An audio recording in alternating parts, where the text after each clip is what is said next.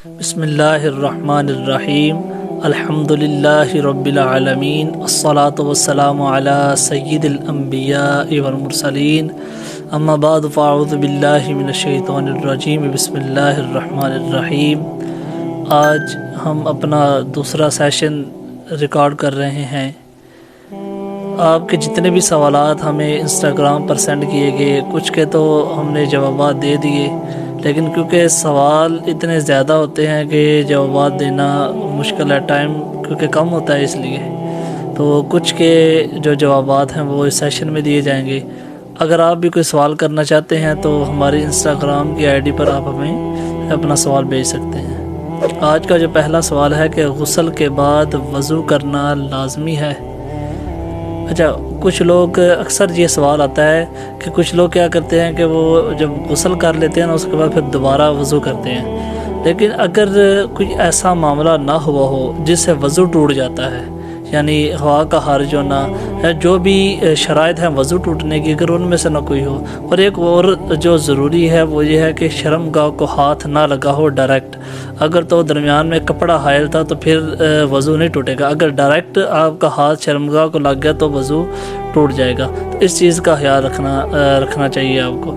اگر شرمگاہ کو ہاتھ لگ گیا تو پھر آپ نے وضو کرنا ہے۔ اس بارے میں ہمیں الموطا امام مالک سے ایک حضرت عبداللہ ابن عمر کی جو ہے نا وہ ایک ہمیں روایت ملتی ہے کہ انہوں نے فجر کی نماز پڑھی، اور فجر کی نماز پڑھنے کے بعد انہوں نے نا دوبارہ وضو کر کے اشراق کے ٹائم دوبارہ انہوں نے نماز کو دہرایا۔ تو ان کے جو بیٹے تھے سالم بن عبداللہ رضی اللہ تعالیٰ عنہ، انہوں نے پوچھا کہ آپ نے آج ایک نیا عمل کیا ہے؟ تو پھر حضرت عبداللہ بن عمر نے پھر وہ ساری وضاحت کی کہ جب میں نے صبح فجر کی نماز سے پہلے غسل کیا تھا تو میرا ہاتھ شرمگاہ کو لگ گیا تھا، اس لیے اب مجھے یاد آیا تو پھر میں نے وضو کر کے اپنی نماز کو دہرایا ہے۔ یعنی اگر آپ کا ہاتھ شرمگاہ کو لگ جائے تو آپ کا غسل، آپ کا وضو جو ہے وہ لازمی ہو جاتا ہے، آپ نے وضو لازمی کرنا ہے۔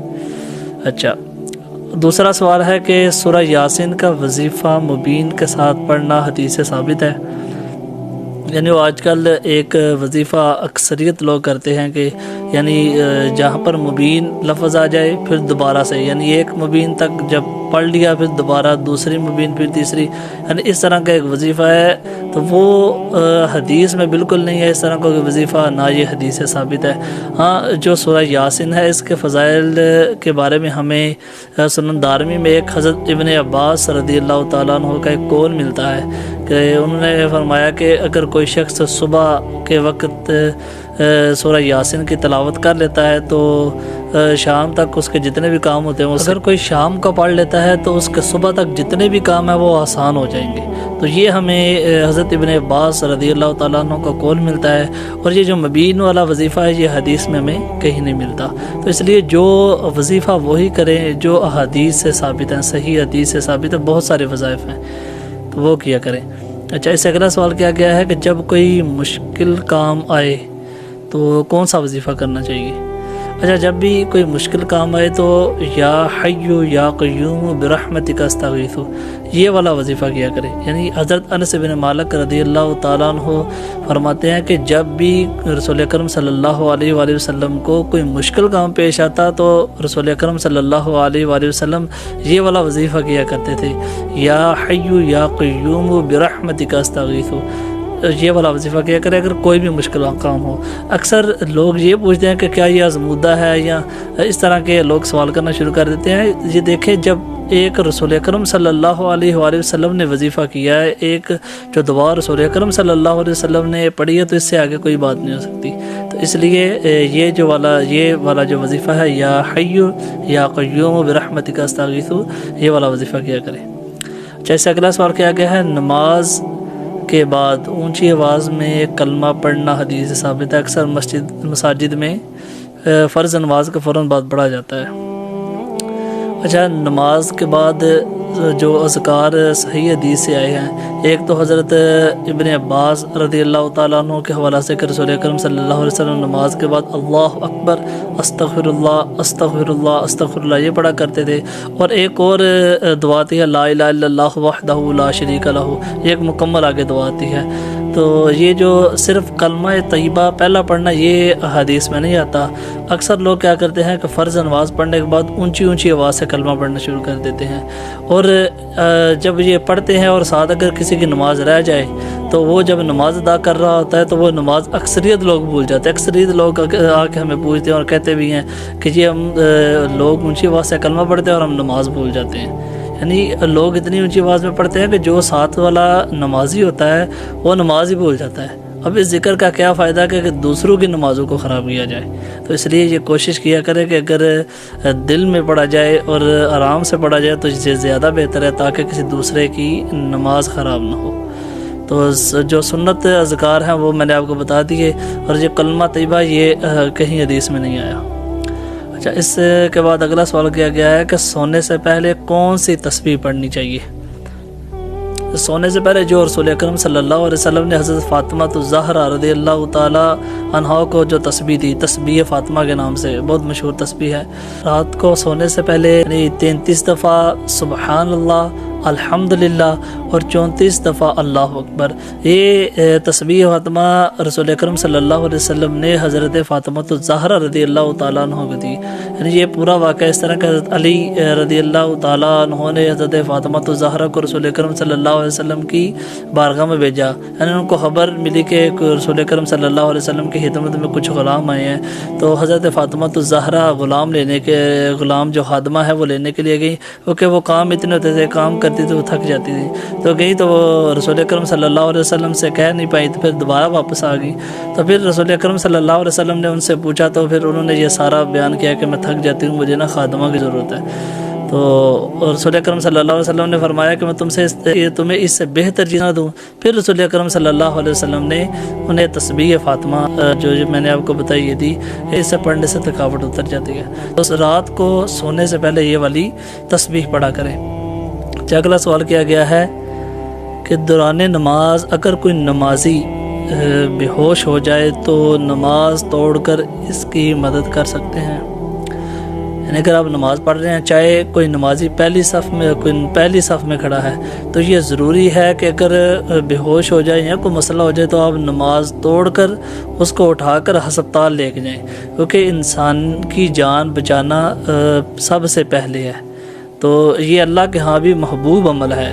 آپ انسانوں کی جان بچائیں۔ اگر کوئی بھی مقتدی بے ہوش ہو جاتا ہے یا اس کا مسئلہ ہو جاتا ہے تو آپ کوشش کریں کہ آپ اس کو اٹھا کر ہسپتال میں لے کے جائیں اور آپ نماز توڑ سکتے ہیں۔ اچھا، اس سے آگے سوال کیا گیا ہے کہ پرندوں کو کھانا کھلانا صدقہ ہے؟ ہاں جی، پرندوں کو کھانا کھلانا صدقہ۔ اکثر لوگ کیا کرتے ہیں کہ گھروں کے اوپر دانے وغیرہ یا پانی رکھ دیتے ہیں، تو یہ صدقہ جاریہ ہے، کیونکہ ایک رسول اکرم صلی اللہ علیہ وسلم کی حدیث شریف ہے کہ رسول اکرم صلی اللہ علیہ وسلم نے ایک شخص کا واقعہ سنایا کہ وہ سفر کر رہا تھا اور راستے میں اسے پیاس لگی تو اس نے کنویں سے پانی پیا، تو جب وہ پانی پی چکا تو ایک جو کتا تھا وہ بھی پیاسا کھڑا تھا ساتھ، تو پھر اس نے اس کتے کو بھی پانی پلایا، تو رسول اکرم صلی اللہ علیہ وسلم نے ارشاد فرمایا کہ اس وجہ سے وہ اللہ تعالیٰ نے اس کو بخش دیا، یعنی اس کی بخشش ہو گئی۔ تو پھر لوگوں نے پوچھا کہ یا رسول اللہ علیہ وسلم، کیا ہم جانداروں پر یعنی جانوروں پر بھی احسان کریں تو ہمیں اس کا ثواب ملتا ہے؟ تو رسول اکرم صلی اللہ علیہ وسلم نے ارشاد فرمایا کہ اگر تم کسی بھی جاندار پر احسان کرو، یعنی اسے کھانا کھلاؤ یا پانی پلاؤ، اس کی مدد کرو، تو تمہیں اس کا ثواب ملے گا، ہر جاندار کا۔ اس بارے میں ہمیں ایک اور حدیث ملتی ہے کہ اگر کوئی بھی شخص درخت لگاتا ہے تو اس سے جاندار یعنی پرندے بھی اگر کھائیں اس کا پھل، اور اگر انسان بھی پھل کھائیں تو یہ اس انسان کے لیے صدقہ جاریہ ہے، تو اس لیے اگر پرندے کھائیں گے تو یہ صدقہ جاریہ ہے، ثواب کا کام ہے۔ اچھا، اس سے آگے جو سوال کیا گیا ہے کہ کیا میک اپ پر وضو ہو جاتا ہے؟ میک اپ پر اگر تو میک اپ کی تہ لگی ہو، یعنی کچھ آج کل واٹر پروف آتے ہیں، وہ یعنی جو تہ جس طرح نیل پالش کی تہ ہوتی ہے تو پانی جلد تک نہیں جاتا، تو اسی طرح ہی اگر میک اپ کی تہ ہے تو پانی جلد تک نہ جائے تو وضو نہیں ہوگا۔ اور کچھ میک اپ ایسے ہوتے ہیں کہ اگر آپ منہ دھوئیں یا وضو کریں تو وہ اتر جاتے ہیں، تو اس پر تو ہو جاتا ہے۔ تو آپ اس طرح بھی کر سکتے ہیں کہ آپ پہلے وضو کر لیں اور اس کے بعد میک اپ کر لیں، تو آپ کا وضو جو ہے وہ ٹوٹے گا نہیں۔ تو اس لیے میک اپ پر وضو کو میں نے بتا دیا کہ کن حالات میں نہیں ہوتا۔ اچھا، اس کے بعد سوال کیا گیا ہے کہ آئی بروز بنوانا جائز ہے؟ وضاحت فرما دیں۔ آئی بروز بنوانا یہ بالکل ناجائز عمل ہے، یعنی یہ جو بال ہوتے ہیں یہ والے، یہ اتارنا بالکل ناجائز ہے۔ اس بارے میں ہمیں رسول اکرم صلی اللہ علیہ وسلم کی ایک حدیث ملتی ہے۔ رسول اکرم صلی اللہ علیہ وسلم نے ان عورتوں پر لعنت فرمائی ہے جو چہرے پر سے بال اکھاڑتی ہیں، تو اس لیے یہ رسول اکرم صلی اللہ علیہ وسلم نے لعنت فرمائی ہے، اس لیے ان چیزوں سے بچنا چاہیے۔ اس سے اگلا سوال کیا گیا ہے کہ جیولری پہننے کے لیے کان اور ناک میں چھید کروانا یعنی سراخ کروانا جائز ہے؟ بالکل یہ جائز عمل ہے۔ رسول اکرم صلی اللہ علیہ وسلم کے زمانے میں بھی عورتیں یہ بالیاں پہنتی تھیں۔ ایک ہمیں حدیث حضرت ابن عباس رضی اللہ تعالیٰ عنہ سے ملتی ہے کہ جب رسول اکرم صلی اللہ علیہ وسلم نے عید کی 2 رکعت ادا کی تو حضرت بلال کے ساتھ عورتوں کی طرف گئے تو ان کو صدقہ کرنے کا کہا، تو عورتیں اپنی جو بالیاں ہیں کان کی وہ اتارنے لگیں، یعنی زیب و زینت کے لیے رسول اکرم صلی اللہ علیہ وسلم کے زمانہ میں بھی عورتیں پہنا کرتی تھیں۔ اور ناک میں بھی سوراخ کروا کر اکثر عورتیں وہ پہنتی ہیں زیور، تو بالکل یہ جائز ہے، اس کی ممانعت کی کوئی بھی دلیل نہیں ہے۔ اس سے اگلا سوال کیا گیا ہے کہ بھیک مانگنے والے کو صدقہ دینا کیسا ہے؟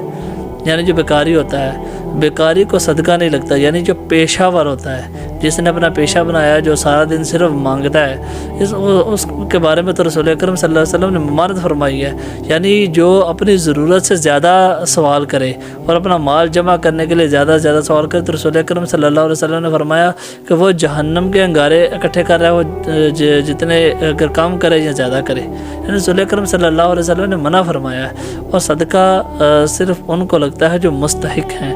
اگر کوئی بوڑھا شخص یا بوڑھی اور جو ضعیف العمر ہے، جو کام نہیں کر سکتے، تھوڑی تحقیق کیا کرے، جو مستحق ہیں ان کو صدقہ دیا کرے، باقی یہ جو پیشہ ور لوگ ہیں ان سے بچا کرے، کیونکہ حدیث میں ان کی ممانعت آئی ہے، کیونکہ یہ فضول سوال کرتے ہیں اپنے مال کو زیادہ کرنے کے لیے۔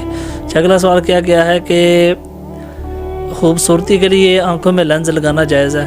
بالکل جائز ہے، اس میں کوئی حدیث میں اس کی ممانعت نہیں ہے، مرد و عورت دونوں یوز کرتے ہیں، لیکن اگر زیب و زینت کے لیے عورتیں یوز کرتی ہیں تو کوشش کرے کہ نامحرم کے سامنے اگر یہ لگا کر اپنی نمائش کرنی ہے تو یہ بالکل حرام کام ہے۔